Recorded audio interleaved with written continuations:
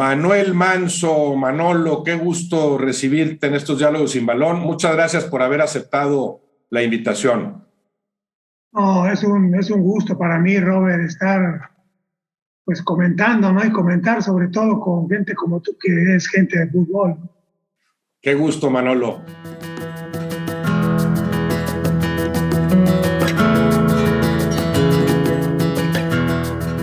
Los que te vieron jugar, bueno, saben lo que fuiste en la cancha. Poco a poco iremos platicando de eso, ¿verdad? De lo mejor que se ha producido en el fútbol mexicano, indudablemente. Pero, ¿cuáles fueron tus inicios, Manolo? De niño, ¿en dónde empezaste a jugar fútbol y cómo? Mira, yo nací en la colonia Aquiles Cerdán, allá por cerca del aeropuerto.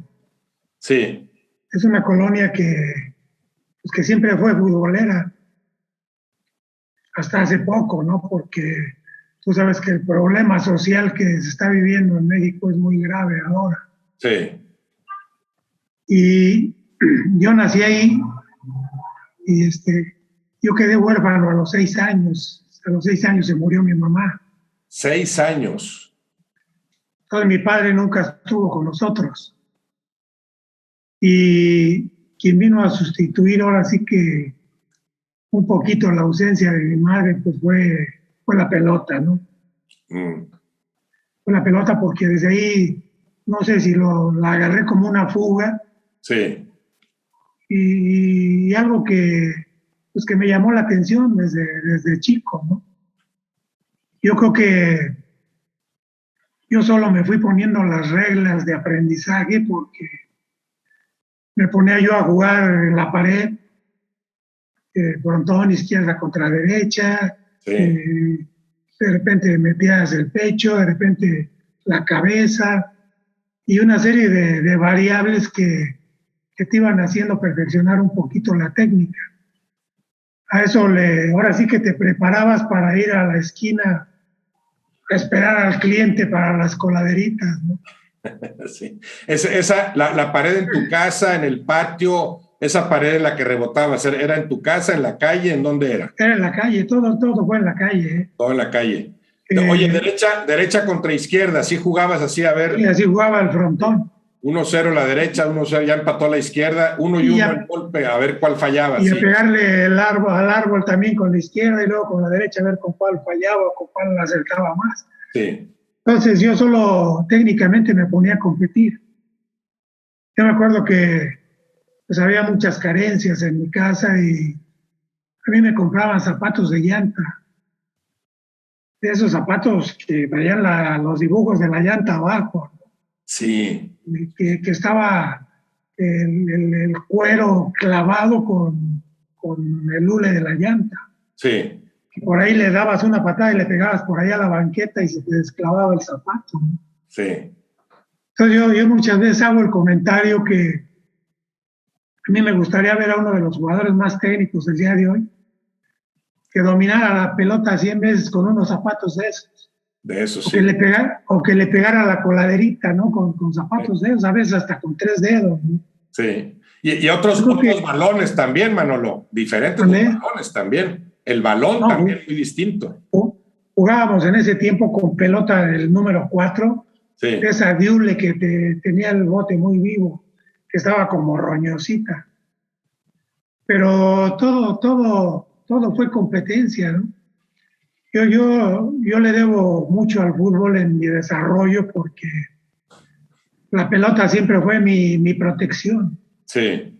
La pelota siempre fue la que me protegió para pues todo eso que vives a veces en el barrio, ¿no? Tú sabes que cuando uno es huérfano te empiezan a hacer bullying y sí, te defendías con la pelota. Te empiezan a cargar la mano. Sí. Y la pelota, a través de la técnica y a través de empezar a destacar, te va dando cierta jerarquía también en el barrio. Claro. Y eso te va haciendo... Te respetaban por lo que hacías con la pelota. Eso te va haciendo que vayas ganando un respeto, ¿no? Sí. Y todo era competencia en esa esquina, ahí en la Aquiles Cerdán. De repente era 1 contra 1 en las coladeritas porque se empezaban a juntar, ya de repente llegaba el otro para retar, luego ya era 2 contra 2. Todo eso que manejan ahora con los espacios reducidos, Sí, que está todo muy robotizado. sí, Antes lo hacíamos en la calle, pero claro. por todas las dificultades que te provocaba el bote de la pelota, las banquetas, la viejita que va con la canasta en la calle, el perro que te corretea, que tienes que hacer una serie de malabares y de repente por ahí uno que otro coche que pasaba que te hacía hacer la pausa y arrancabas primero que los demás ya cuando pasaba. Sí. Entonces todo eso te iba llenando de mucha viveza, ¿no? Dentro de lo que fue la formación de uno en el barrio. La pausa esa que hacías tú a niveles extraordinarios de parar de repente y luego arrancar otra vez, de bueno, lo que después fuiste desarrollando. Ahora, Manolo, ahí hablas de las cascaritas en la calle, en el barrio. ¿En qué momento te acuerdas haber empezado a jugar organizadamente? O sea, en una liga, 11 contra 11, cancha grande. Desde la infantil del Guadalajara. Había un vecino de por ahí que armó el equipo de la infantil porque ya había juvenil y ya había primera especial y había varias categorías en la Aquiles Cerdán y faltaba la infantil y ahí habíamos varios que jugaban bien, muchos, inclusive cuando jugábamos en el Deportivo Oceanía los domingos, había gente que nos iba a ver y ahí el campo como que les gustaba vernos menos jugar al fútbol, ¿no? Porque todos eran agarrones que nos dábamos en la calle, siempre de algo, ¿no? Siempre de mínimo de al refresco, porque siempre había algo de por medio. Entonces eso te hacía competir más. Y dices infantil del Guadalajara, o sea, ¿era alguna sucursal de Guadalajara? O sea, no, se llamaba nada más. El señor que inició con el Guadalajara ahí era uno que le iba a las Chivas, ¿no? Sí. Y ahí se fue sembrando en la colonia lo de las Chivas, porque casi todo el mundo le íbamos a las Chivas, ¿no? Desde chicos. O sea, se llamaba así el equipo, pero no tenía nada que ver con las Chivas. Nada que ver, era el Guadalajara del Aquiles Cerdán. Guadalajara del Aquiles Cerdán. Entonces, con ese equipo fuimos creciendo con la infantil, pasamos a la juvenil, y yo de la juvenil salté a la primera especial ya para jugar con los grandes, junto con un compañero que se llamaba Juan. Que era de los Juan González, que también jugaba bien. Y era yo el más chico de ese equipo. Pero pues siempre salía yo campeón goleador porque jugaba yo el centro delantero. A mí me faltaba de chico ser un poco más rápido. Bueno, eso fue una carencia que tuve, que nunca desarrollé un poco más de velocidad. Sí. Pero había veces que al defensa lo tenía que driblar 3 veces para llegar a la portería, porque lo driblaba y me alcanzaba, lo volvía a driblar. Y siempre salí, como 3 o 4 veces salí campeón goleador con... Bueno, tampoco eras tan rápido por la corpulencia, eras un jugador muy, sobre todo para aquella época, pues no sé qué futbolista mexicano medía como tú más de un 80 y 80 kilos de músculo, etcétera, ¿no? Un jugador voluminoso. Y aparte, pues a mí nunca me gustó entrenar, Roberto. A mí me daba mucha flojera entrenar, ¿no? Por ejemplo, cuando yo empecé ya en el fútbol organizado con Diego Mercado, yo veía las rutinas de trabajo que ponía y decía, esto yo lo aprendí cuando tenía 6 años, 7 años. Sí. Entonces era tan monótono eso que yo decía, pues ya vamos a brincarnos a otra cosa, ¿no? Claro, ya pásame la pelota, sí. Sí. Y a mí siempre me gustaba tener contacto con la pelota dentro de los entrenamientos, el hacer interescuadras, el siempre tener que jugar al fútbol, ¿no? Ahí mencionas a Diego Mercado, ese es tu acercamiento ya, vamos a decir, al fútbol profesional, primero por la vía de la olímpica, ¿no? Aquella selección olímpica que termina jugando en Múnich, si mal no recuerdo, en 72. Sí, pero yo me di a conocer en el primer torneo de los barrios. Ah, antes de eso, torneo de los barrios. Sí, ahí yo me acuerdo, yo empecé a trabajar de chofer a los 15 años, traía yo un camión de pasajeros en una línea de acá del Distrito Federal. Sí. Y, después de los 16 años fue cuando se hizo el primer torneo de los barrios. Hicieron el equipo Guadalajara de ahí del Aquiles. Sí. Y a mí me registraron el último día porque yo trabajaba y el último día me registraron. Me llevaba yo el camión con toda la porra de ahí del Aquiles para el torneo de los barrios, ¿no? Que se caracterizaba por eso, que todos los equipos llevaban mucha gente a apoyarlos, ¿no? Y yo recuerdo que con el Guadalajara nos eliminaron, pero el campeón del grupo se podía reforzar con jugadores de equipos que ya habían sido eliminados. Sí. Y nos llamaron a 5 del Guadalajara para reforzar al Unión 5, que quedó entre los 16. Y con ese equipo llegamos a la final. Ahí hablas de chavos, Manolo, ¿qué? ¿De 14 años? No, de 16 años. Ya 16. Yo tenía 16 años en ese tiempo. Sí. 16 años y meses. Porque había una edad límite también en el torneo de los barrios. Sí. Y eran realmente jugadores del barrio los que participaban en ese tiempo. Y quedamos en segundo lugar. El primer lugar era un viaje a Brasil. El segundo lugar un viaje a Acapulco. Y termina el torneo y vamos a recoger lo de los premios para el viaje a Acapulco. Sí. Me dice Teodoro Cano, ¿te acuerdas de Teodoro Cano? Claro, sí. Me dice, no, tú no vas a Acapulco, tú te vas a Brasil porque quedaste campeón goleador del torneo. Y yo no quería, no, yo quiero ir con mis cuates a Acapulco, se te antojaba más. Sí, y me estuvieron insistiendo para llevarme a Brasil. Antes de irme, en ese tiempo había muchos visores de los equipos en el torneo de los barrios, en varios lugares, ¿no? Y me acuerdo que Diego Mercado me llevó con unos directivos de Cruz Azul. Ahí estaba el licenciado Morales, que fue antes que Billy Álvarez, que era directivo del Cruz Azul. Sí. Total que ya no me soltaron hasta que no iba yo y iba Juan, mi amigo, también lo habían llamado a él. Sí.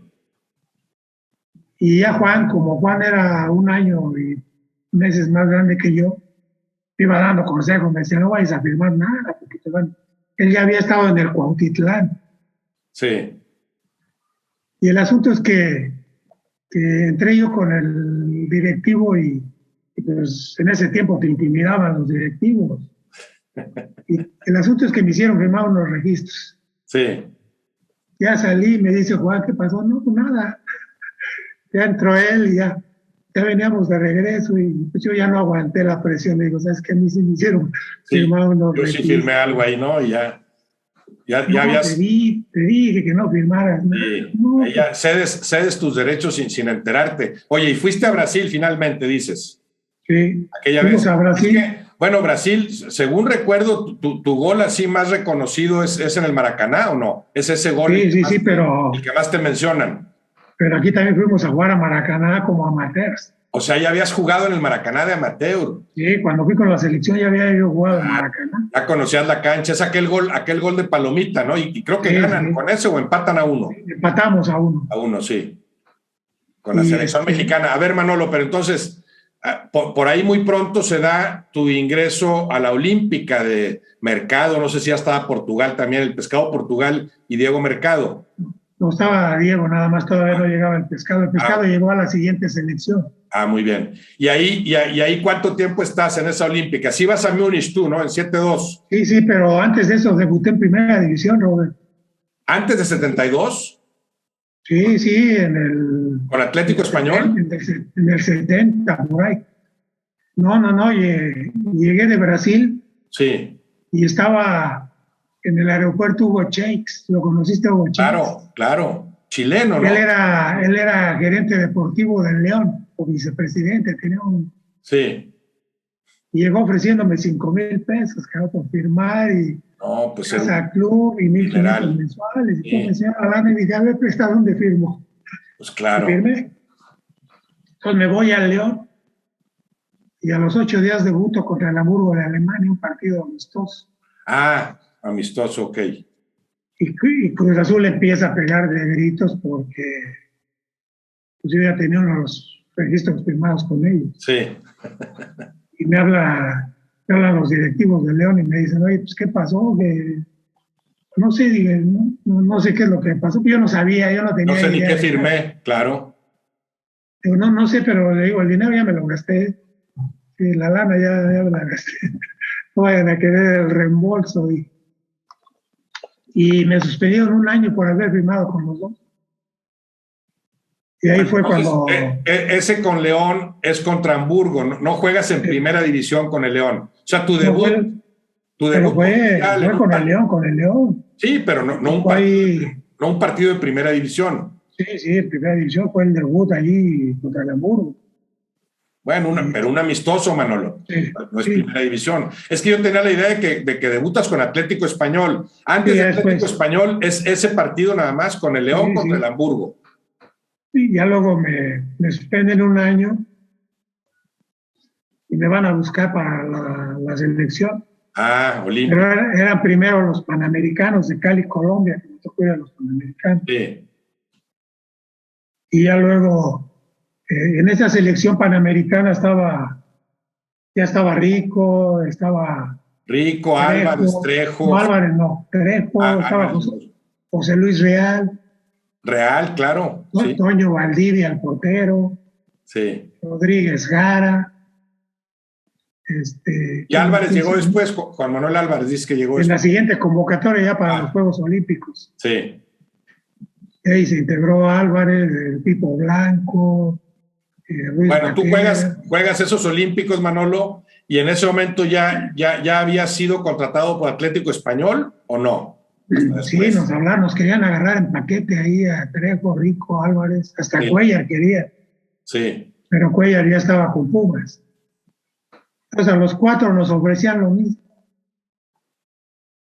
Entonces yo dije, no, pues yo tengo otras ofertas por Otros ahí. planes. Yo casi había metido todos los goles para la calificación de la Olimpiada y todo, era yo la figura en esa selección. Y unos días antes de irnos a la Olimpiada fueron a mi casa los de Atlético Español y me dicen, bueno, pues, ¿qué es lo que quieren, no? No, pero yo quiero lo doble de lo que de lo que les dieron a ellos. Y me lo dieron sin problema y ya me fui firmado a los Juegos Olímpicos. A los Olímpicos, en 7-2, yo pensaría que tú eres como ahí el 52, 53. ¿Te vas de 19 años a los Olímpicos? Soy del 52, ¿sí? Ah, te vas por cumplir los 20 años.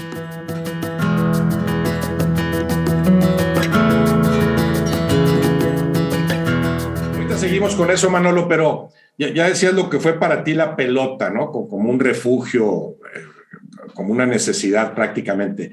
Y el fútbol, desde niño y ahora con lo que lo has seguido, ¿qué encantos dirías que tiene el fútbol como juego? O sea, ¿qué ingredientes le ves al fútbol que lo hacen estar pues por encima de los demás deportes, ¿no? En el gusto de la mayoría de la gente.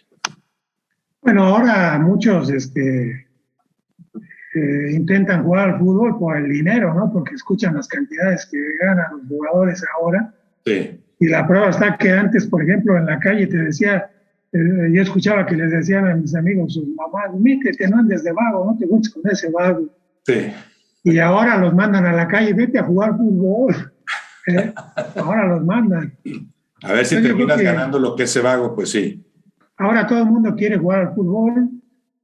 Los padres quieren impulsar a los hijos porque todos los papás, para todos los papás sus hijos son Maradonas o Messi, pero detrás de todo eso se esconde el dinero que gana el jugador el día de hoy. Yo creo que cada quien va viviendo un momento, ¿no? A mí me tocó vivir esa época de romanticismo del fútbol, ¿no? Donde todos los equipos traían 5 o 6 figuras y la gente se identificaba con los jugadores y decía, vamos a ver a fulano, a sultano, a mingano, a perengano. y les gustaba, ¿no? Porque había talento, había mucho talento en el jugador ofensivo, había mucho talento en el jugador defensivo, eh, el jugador era más pensante, el jugador sabía ver el fútbol, el jugador tenía el sentido de anticipación, todo eso, ¿no? Todo eso que aprendes y que vas concientizando, ¿no? A través de tu desarrollo, ¿no? Ahora ha habido muchos cambios, desgraciadamente, porque a mí me tocó vivir todavía un poco del cambio ya de lo técnico a lo físico con Pumas en 81, porque de repente empezó la dinámica en el fútbol. Estaba López Arza, estaba Negrete, estaba Rafael Amador, en paz descanse. Pero todos esos más chavos que tú. Jugaste con Ferretti también, ¿no? Sí. Sí, pero yo a lo que me refiero que ahí empezaba la dinámica. Sí, ahí sientes tú que por el 81 como que se empezó a incrementar el ritmo de juego, se empezó a jugarse más rápido. Sí. Yo te digo porque a mí me tocó estar en medio de todos ellos. Sí. Entonces de repente me daban la pelota a mí y te pasaba uno por izquierda, otro por derecha y uno se paraba, ¿no? Yo les decía, ¿a dónde van tan rápido? Si el asunto no es llegar allá, sino el asunto es ver cómo tenemos que llegar. Llegar bien, claro. La mayor ventaja porque saber llegar. El jugador ahora a veces no entiende el fútbol. No entiende cuando puede atacar a velocidad o cuando tiene que hacer la pausa. Y eso te lo marca el equipo contrario. Pero el jugador ahora nada más se limita a estar obedeciendo las órdenes del técnico. Bueno, sí, es que se ha tornado cada vez más físico, como bien dices. Olvídate de cómo vamos a llegar. Primero es cómo vamos a tener la pelota, ¿verdad? Ya para tener la pelota implica un esfuerzo físico tremendo. Ahora, pero tú, Manolo, decías, antes, por ejemplo, tuviste el compañero a Cuellar, que se distinguía por ir y venir, ¿no? Toño de la Torre, que se hizo tan famoso marcando a Reynoso, pero también era de mucho sacrificio ir y venir. Aún así, ya con los que mencionas, López Arza, particularmente, ves un cambio en la forma de jugar, hablando de mediocampistas particularmente. Yo por ejemplo, a nivel chacoteo le decía yo a Toño de la Torre cuando me llegaba a ver, oye, tú veniste a desaparecer el fútbol, porque todos los técnicos ahora ya no ven quién juega bien al fútbol, sino quién corre más que Toño de la Torre. Sí. Y una vez me dijo en la selección, ¿cómo vamos a jugar, Manolo? Pues ¿cómo? Pues tú la agarras y me la das, cabrón. Y no te compliques. Y cuando no esté yo, pues trata de darle la pelota a uno que traiga la playera del mismo color.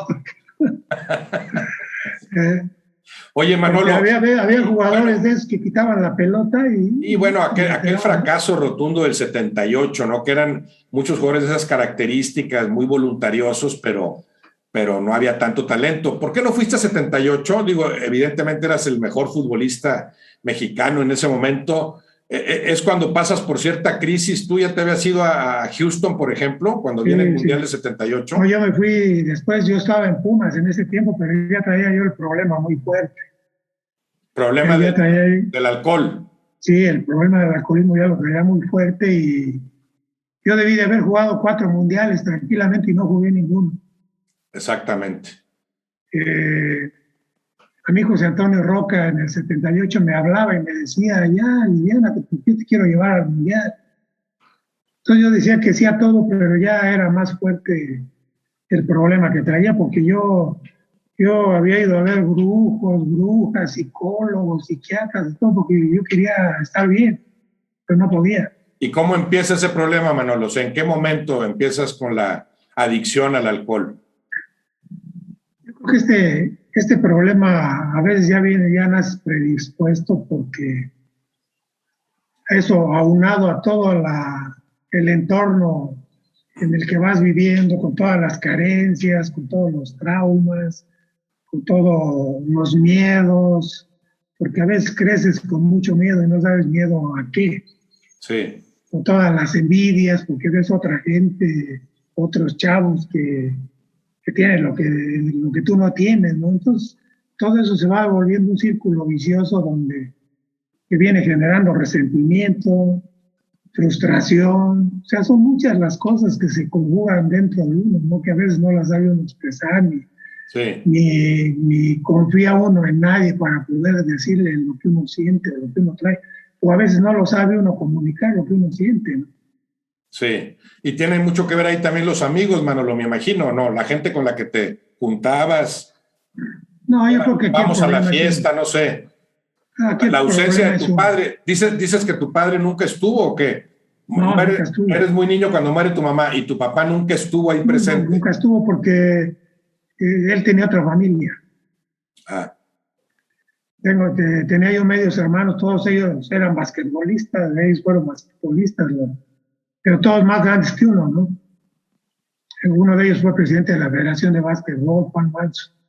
entonces ya de familia alta, ¿no? Pues tú siendo muy alto, tus hermanos también, como Sí, para jugar mi básquetbol. papá Eso, también era alto. venía de tu padre eso, sí, Sí, entonces, pero todo lo que vives, ¿no? Porque tu vida es un conflicto desde chavo, ¿no?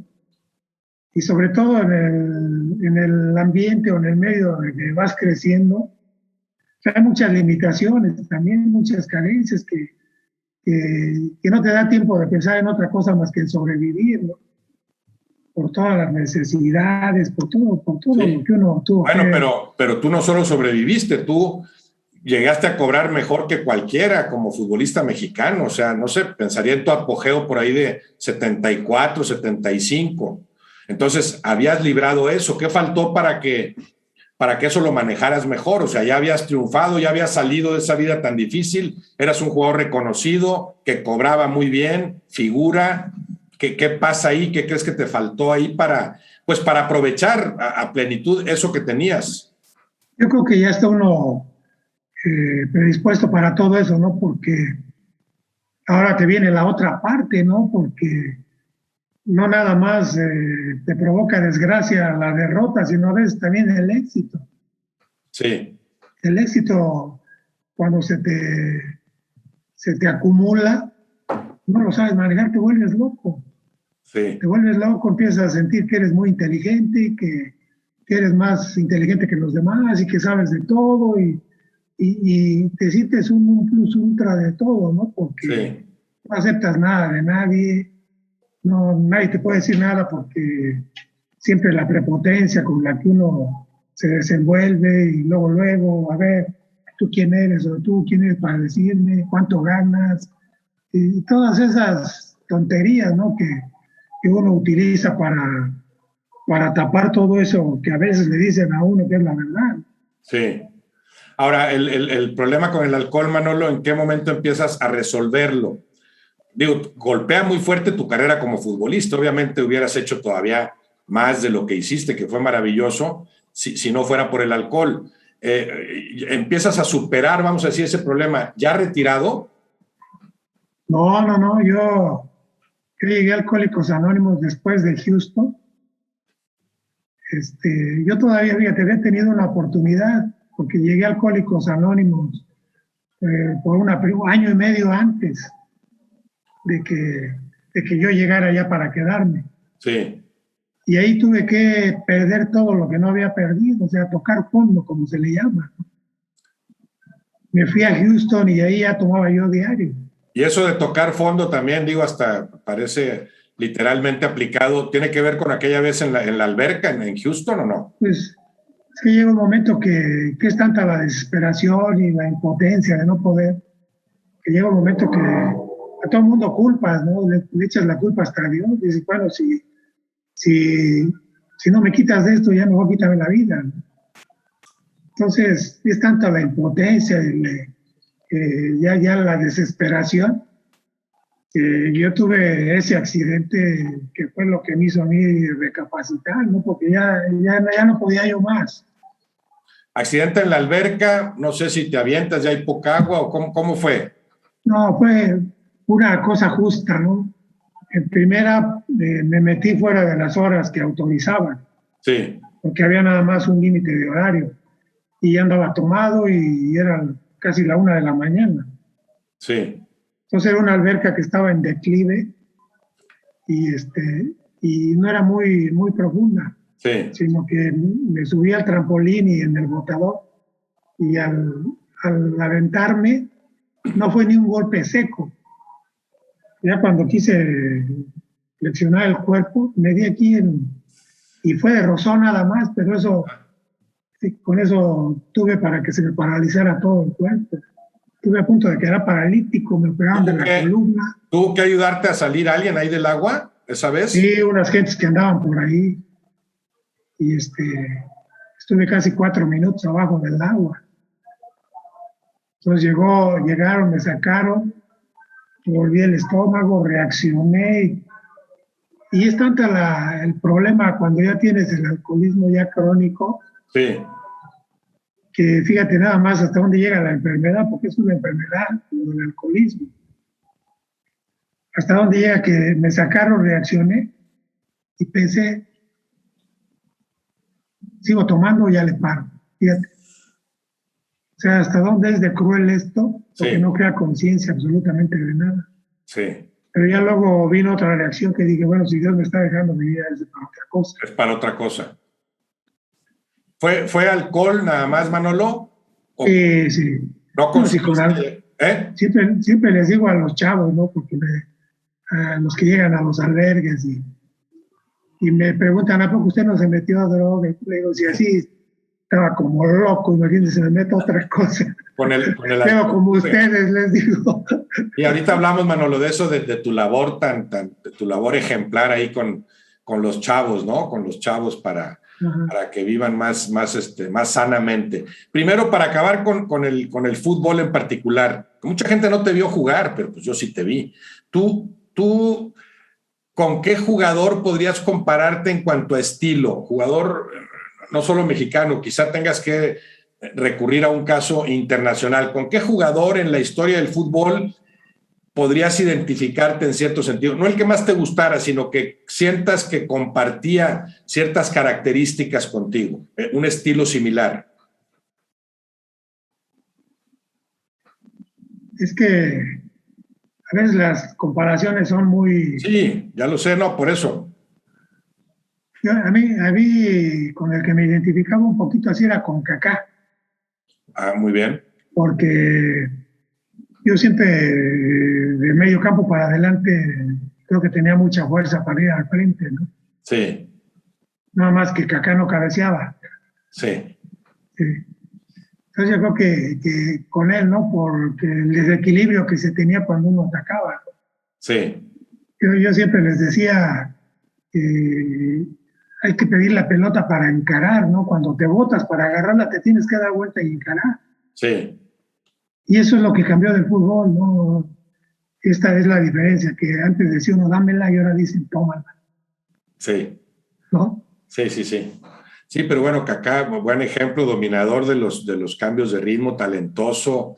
Yo pensando en tu corpulencia como jugador también, a mí me vienen a la mente jugadores como Zidane y como Zico, siendo posiciones distintas, porque Zico, no, posiciones similares, aunque características distintas, pero jugadores que siendo corpulentos, o sea, que no le ganaban a nadie en una carrera de 100 metros, y sin embargo podían llegar antes a la pelota porque sabían cuándo arrancar, cuándo parar, dominadores de los cambios de ritmo, de las pausas, lo que tú tenías, ¿no? Además de tu enorme capacidad técnica. Sí, hay jugadores, por ejemplo, ahora comparan mucho a Cristiano Ronaldo con Messi, ¿no? Que son totalmente distintos, ¿no? Muy diferentes, claro. Pero nadie se fija en alguien que ha sido maravilloso. Para mí el más maravilloso que ha sido con la pelota es Ronaldinho. Ronaldinho, bueno, sí. Ronaldinho, tú lo ves con la pelota y... Malabarista. Y nadie hace con la pelota lo que hace Ronaldinho. Si había que meter goles, mete goles, que si hay que patear, patea, que si hay que hacer piruetas, las hace, que hace cualquier cosa.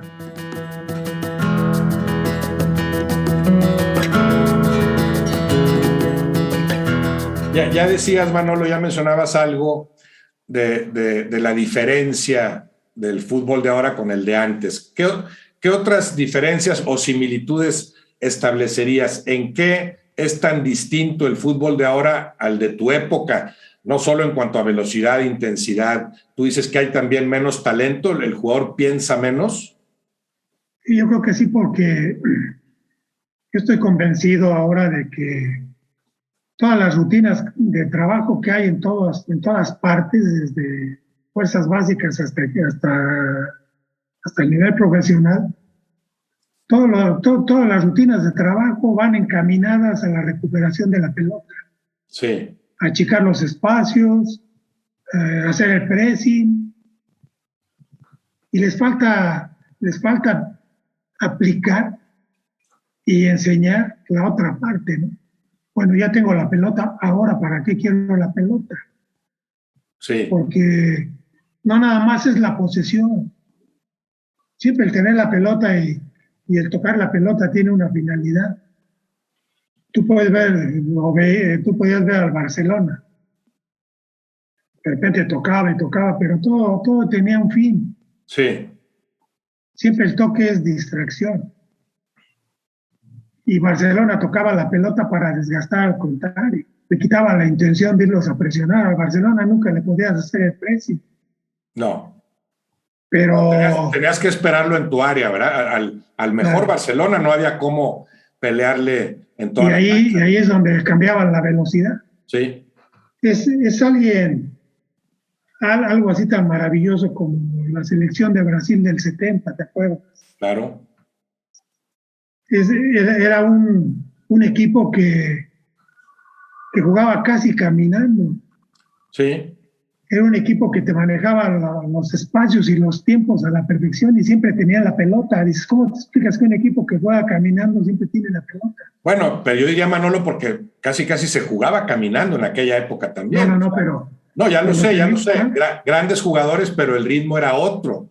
O sí, sea, ahorita esos mismos jugadores. pero Brasil todavía tenía un ritmo más Sí, más pausado, porque, sí, claro, ¿no? Y a lo que voy es esto, Costado ¿no? Gerson juntos, pues imagínate, sí. Que cuando terminaban la jugada ofensiva, no guardaban posiciones fijas, siempre regresaban por el espacio más corto a pararse y por eso recuperaban la pelota tan rápido. Sí, sí.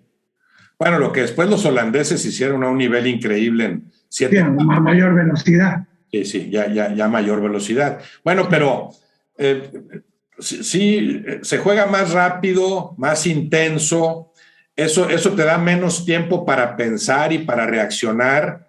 Y los grandes Para jugadores, hacer, como tú lo fuiste en tu época, se hubieran adaptado a estas circunstancias, indudablemente. O sea, no puedes ver, yo lo que digo es que no puedes ver ya las florituras de antes, los espacios, la agarra el jugador, se da la vuelta, la pausa, porque ese jugador que recibió la pelota tiene a 3 encima, ¿no? Entonces te obliga a jugar distinto, te obliga a reaccionar antes, a pensar más rápido, ¿no? sí, pero por ejemplo, a mí me tocó siempre jugar con un perro de presa atrás de mí, ¿eh?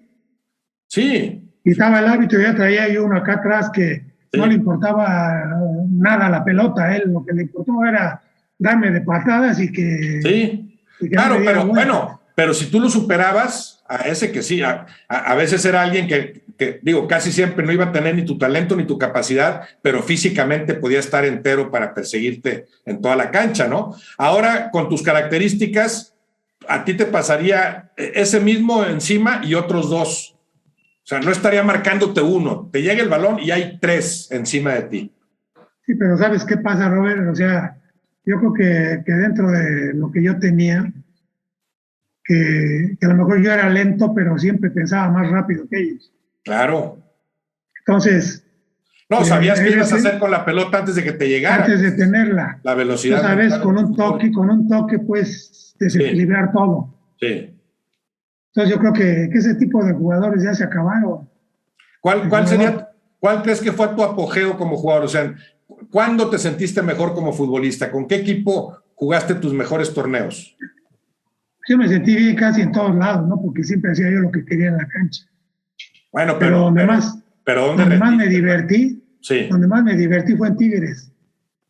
Ah, bueno. Pero es que en Tigres llegaste ya en la parte final, te juntaste con Tomás Boy, jugadorazo, entonces hacían lo que querían juntos, pero no estabas ahí en tu nivel más alto como futbolista, ¿o Yo sí? hice 14 goles, Robert, ahí, y llegué yo con Sí, 7 partidos de suspensión. pero mejor que con Atlético Español, que con Pumas. ¿Crees que estabas mejor? En Lo que Tigres pasa es que estás también hablando tenía después de mucho tus que... 30 años. Y en el Atlético se logró armar un equipo muy bueno, un equipo espectacular, Sí, porque había muy buenos jugadores muy ahí. buenos.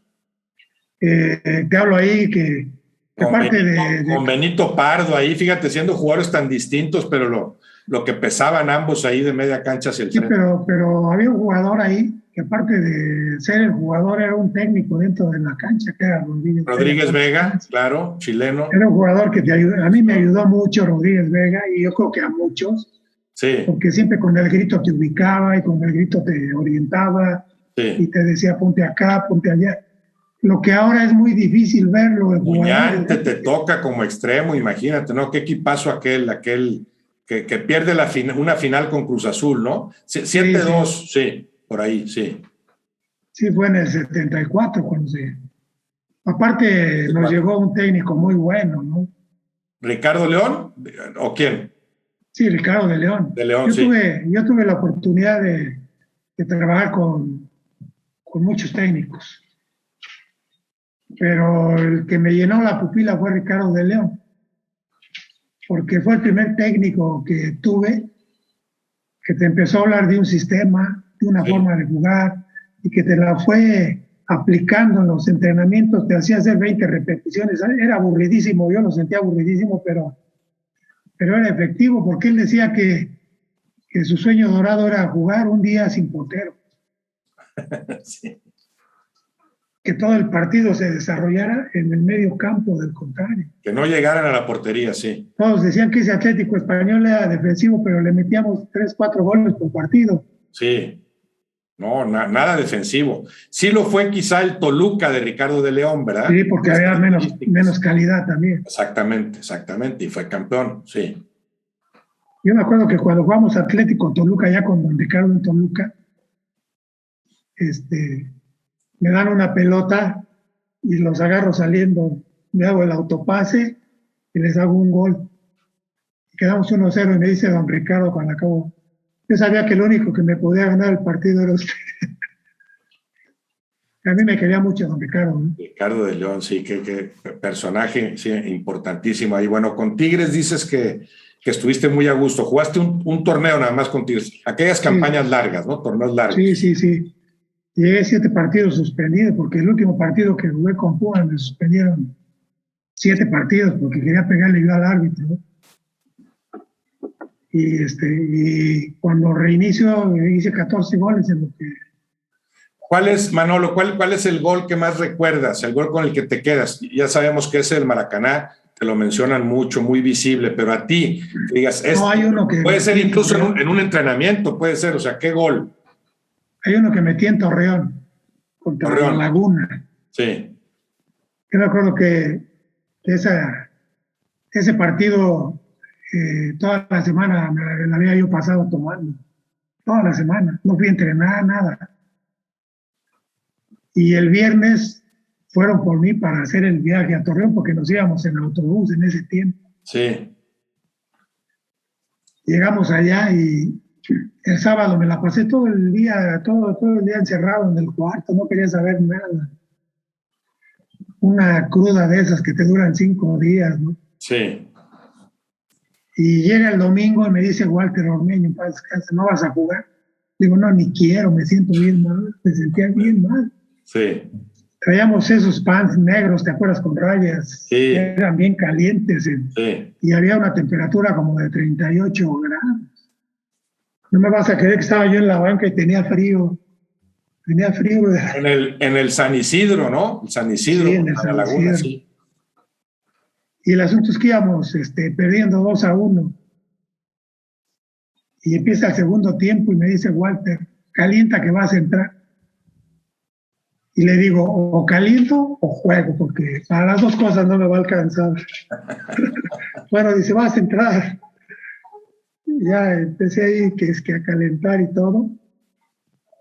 Entro, como a los 5 minutos hay un tiro de castigo, la agarro, la paro ahí y meto el 2-2. Y pasaron como otros 10 minutos y me empezaron a dar ganas de volver el estómago. Me sentí tan mal y justo en el mero centro del campo ya no aguanté y y me agaché como si me estuviera amarrando el zapato y empecé a mover el estómago. Pero una de las cosas que nunca perdí de vista la pelota, estaba Rodríguez Jara por el lado derecho de su área y sale el Gato Chávez a pedirle la pelota y lo estaba apretando Eugenio Rivas. Sí. Entonces Rodríguez Jara, ya ves que era de esos caracoleros y pintaba una y otra. Sí. Y sale para acá y despeja.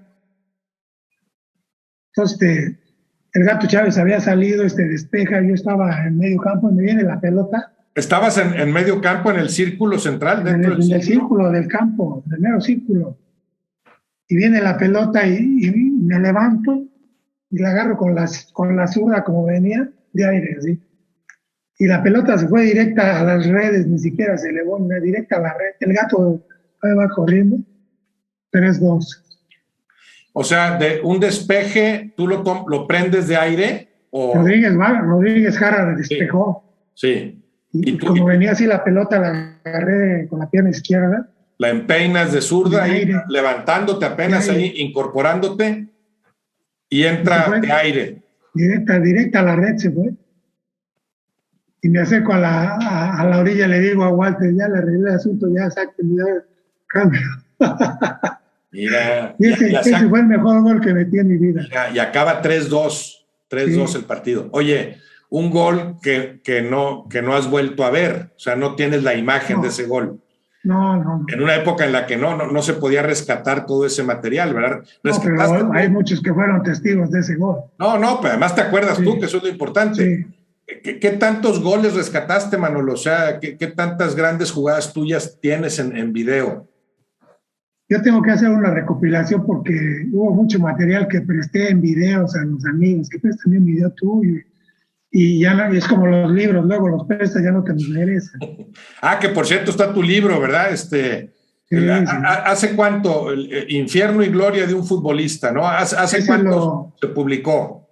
Ese lo saqué cuando me retiré, cuando acabé con, ahora sí, mi carrera como jugador. Y ahí ya se empezaba a compaginar la labor social con el fútbol. Que tu carrera como jugador, por cierto, yo pensaría por lo menos 15 años en primera división. Más 2 de la Olímpica fueron como 17. Sí. Con alguna intermitencia ahí, bueno, cuando te sucede esto en Houston, te vas, regresas, pero en general es el lapso de 16, 17 años. Era yo un volante que metía goles, ¿no? Sí. Un volante que llegaba bien. Un número 10 que podía jugar como centro delantero y podías funcionar como 8, pero tu fuerte era más cerca de la portería contraria, ¿no? Sí, o sea, a veces el hacer la pausa, el cambiar el ritmo. Sí. Y a veces eso es difícil que el jugador ahora lo vea, porque el jugador quiere jugar a 100 por hora. Yo me acuerdo cuando empezó esta revolución de lo físico, que Rafael Amador llegaba, se agregaba y tenían que esperarlo estando mano a mano con el defensa, en lugar de encararlo, esperaban a que hiciera la pasada porque el técnico ya le había dicho que le iban a hacer la pasada. Sí. Tenían que darle la pelota. Aunque llegara el que hizo la pasada a la línea de fondo y sacara el centro por atrás, y el técnico le aplaudía. Sí. Como si hubiera puesto un pase para gol. Sí. Esas son las barbaridades que ahora no entienden, ¿no? El jugador que se barre y saca el pasto y destroza la cancha y le aplauden. Dice, eso no puede ser, ¿no?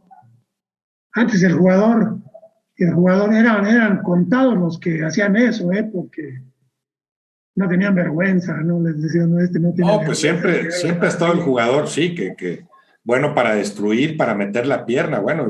No, pero antes había jugadores defensivos que eran talentosos y te pintaban y el delantero lo pintaba y uno pintaba al otro y a ver quién caía primero en el engaño. O sea, ¿tú crees que se juega más limpio ahora? Digo, que se jugaba más limpio antes, perdón, que ahora es más el defensor que nada más destruye y que juega menos. No que jueguen menos, sino que ahora corren más. Corren y hay más.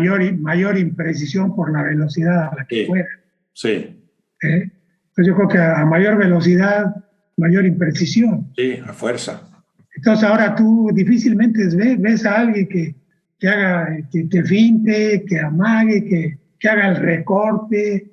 Difícilmente ahora tú ves inclusive a los jugadores que van por el costado y tienen al defensa ahí y ya saben que le van a pegar con el balón al defensa y le pega.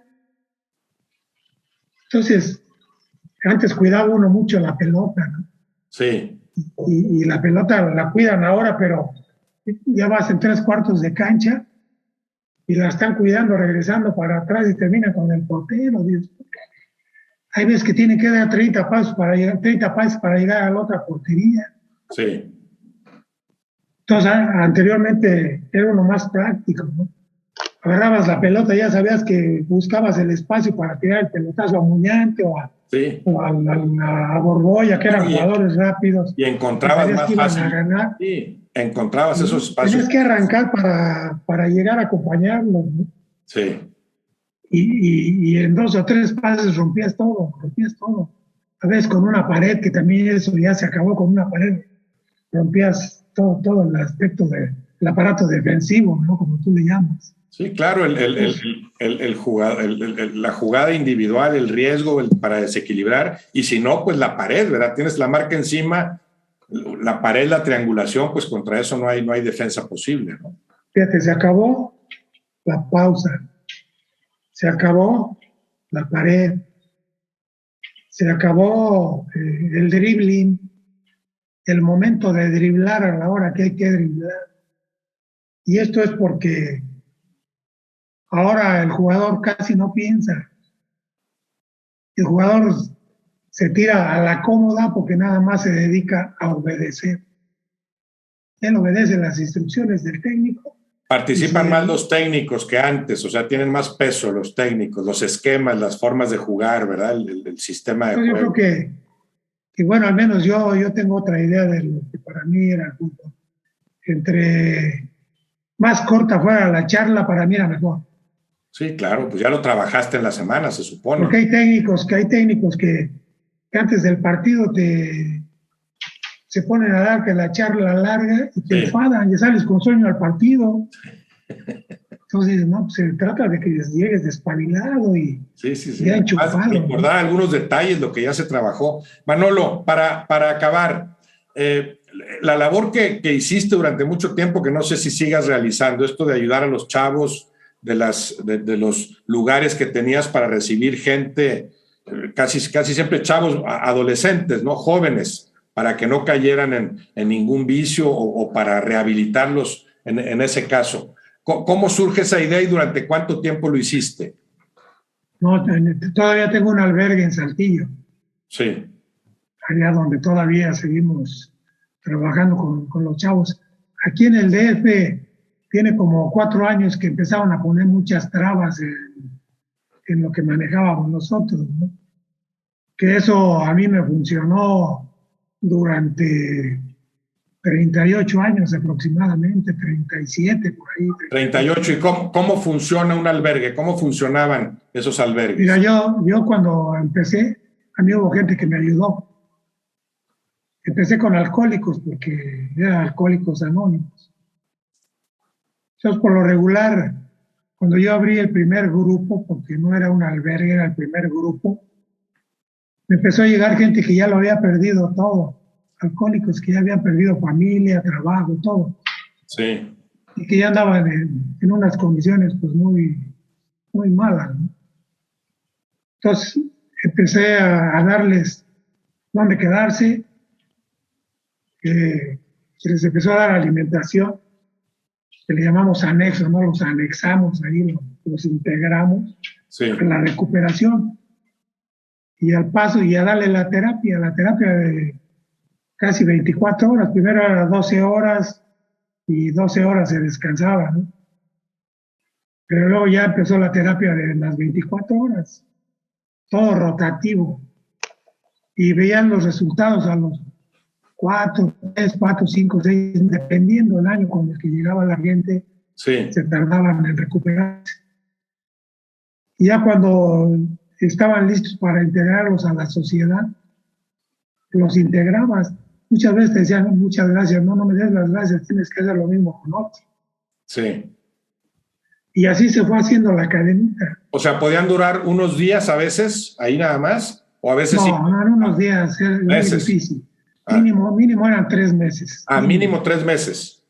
Sí, dependiendo del año, porque había gente que necesitaba hasta un año estar interno por ya todo el año con el que había llegado. ¿Y el rango ahí, la edad? Si estás hablando de chavos adolescentes. No, en un principio fue con alcohólicos. Sí, pero ¿de qué edad? O sea, chavos. No alcohólicos, gente adulta, de 10 casos que te llegaban, 9 eran alcohólicos y un drogadicto. Entonces, sí. Después ya fuiste haciéndolo más con los jóvenes. Sí, porque empezó a crecer el problema de las adicciones y cada vez empezaron a llegar más jóvenes, ¿no? Sí. Entonces las edades se fueron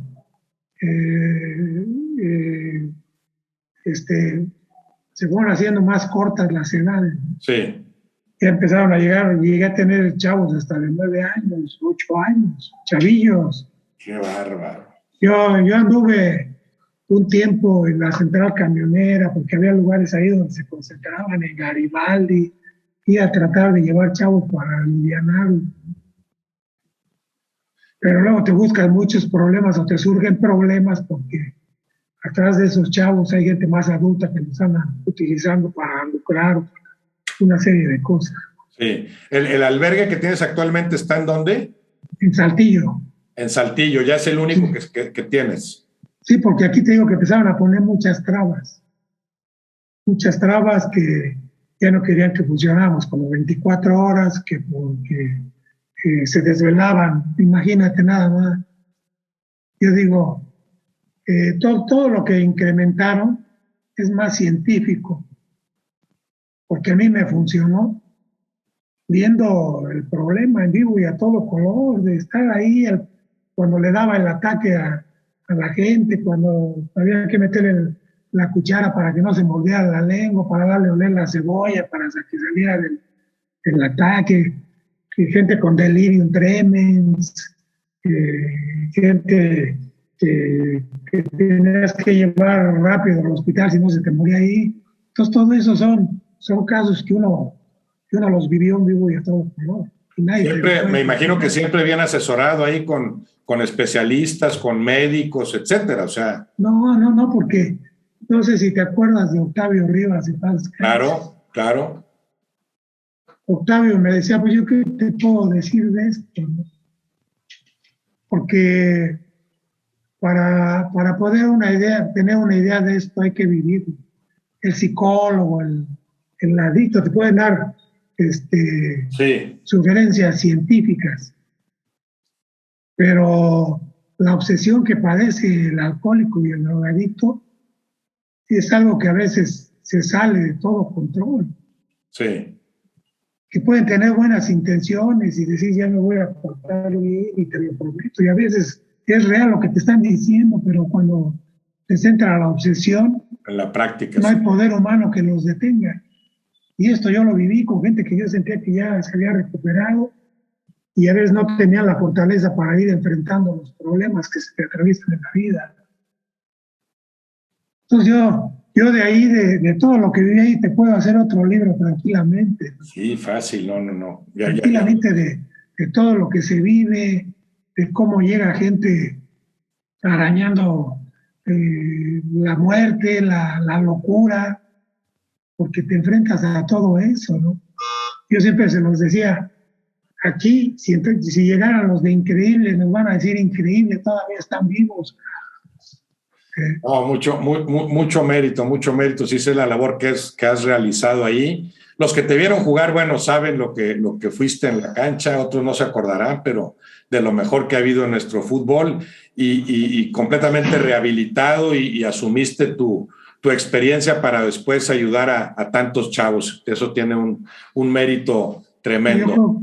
Yo creo que el fútbol fue ahora sí que fue algo para hacer una misión, el amor que yo tenía en esta vida.